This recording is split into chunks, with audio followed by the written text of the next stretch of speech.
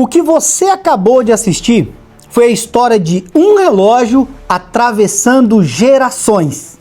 Em 1959, nascia o primeiro Alpinist. Em seguida, o Champion Alpinist. E depois, o Champion 850.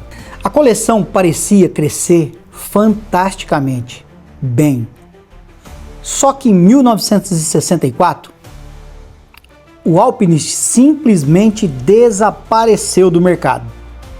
E durante quase 30 anos não surgiu nenhuma coleção, nenhum sucessor, nada. O Alpinist só retornaria em 1995. E foi aí que começou a pergunta que me fez fazer esse vídeo. Por que um dos relógios mais importantes da Seiko ficou desaparecido por quase 30 anos? Vocês vão entender essa história agora comigo. Por que um relógio tão importante para a Seiko sumiu por quase 30 anos? E o mais intrigante disso tudo, como ele conseguiu voltar? Consegue imaginar essa história? Para entender essa história, a gente precisa voltar lá atrás e saber que houve algo muito maior que o próprio Alpinist, que mudaria para sempre a relojoaria do mundo naquela época, entre os anos 60 e 90. A relojoaria se transformou, pois havia chegado uma tecnologia muito moderna para a época. Eu estou falando do quartzo. Nessa história que você está começando a entender junto comigo, a própria Seiko, naquele momento, entre os anos 60, criou um dos ícones mais incríveis da relojoaria. Ela própria fez isso. Quando o Alpinist estava no auge, a Seiko lançou o Astron, um relógio a quartzo, um relógio que mudaria a história do mundo inteiro. Você sabia disso? Sabia desse envolvimento da Seiko, dessa história entre o Astron e o Alpinist?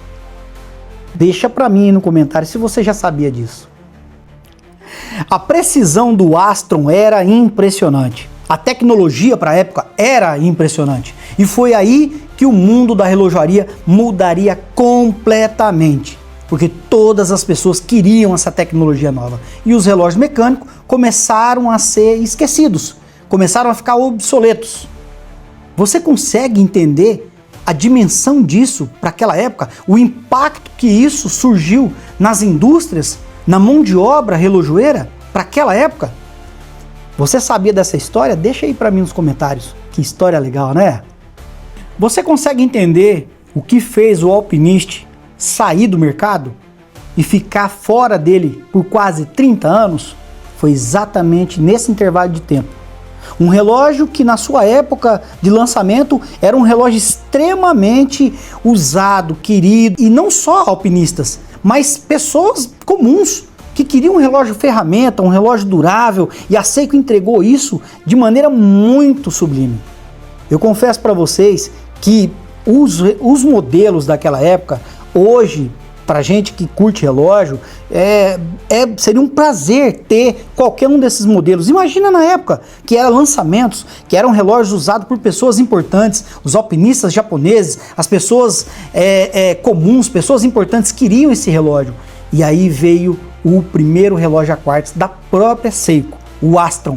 E aí fez essa revolução no mercado. Não só o Astron, mas relógios a quartzo de outras marcas ajudaram a revolucionar esse mercado. E foi exatamente nesse cenário que o Alpinist saiu de cena e retornaria quase 30 anos depois, somente em 1995.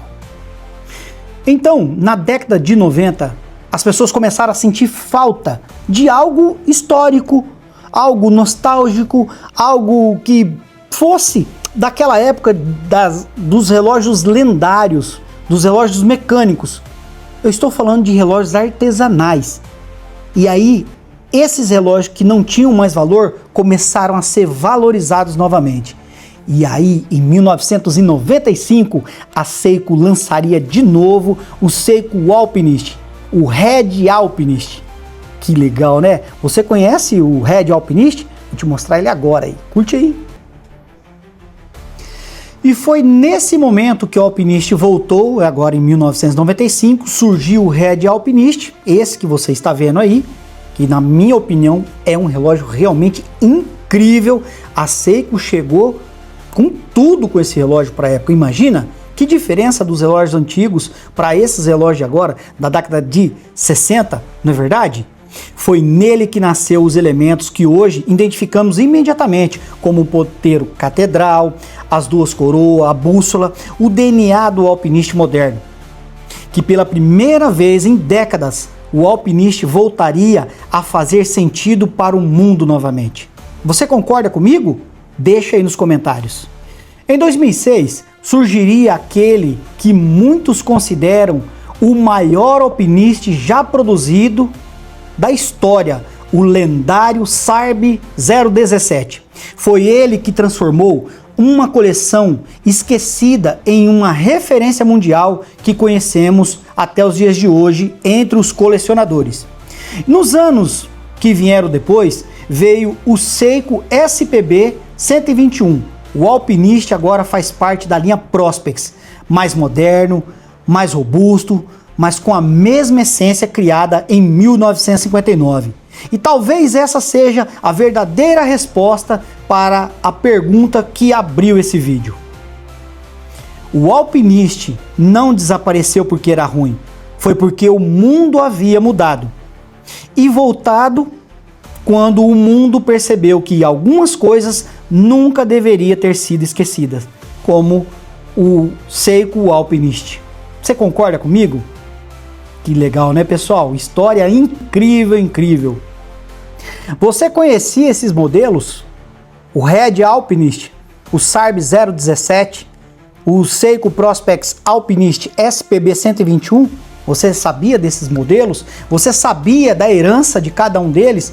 E agora eu respondo para você o porquê o Seiko Alpinist ficou por quase 30 anos fora do catálogo da Seiko.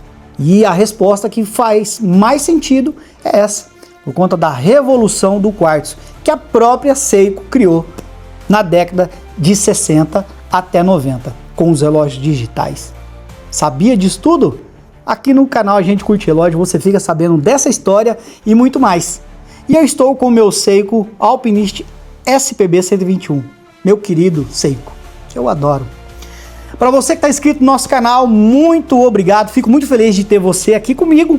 E agora nós já passamos com mais de 34 mil inscritos no nosso canal, chegando aí próximo dos 35 mil inscritos. Eu estou muito grato a cada um de vocês que faz parte dessa história. Para você que não está inscrito no nosso canal, esse canal também é para você. Se inscreva lá no nosso canal, A Gente Curte Relógio, e segue a gente nas redes sociais. E a gente curte relógio.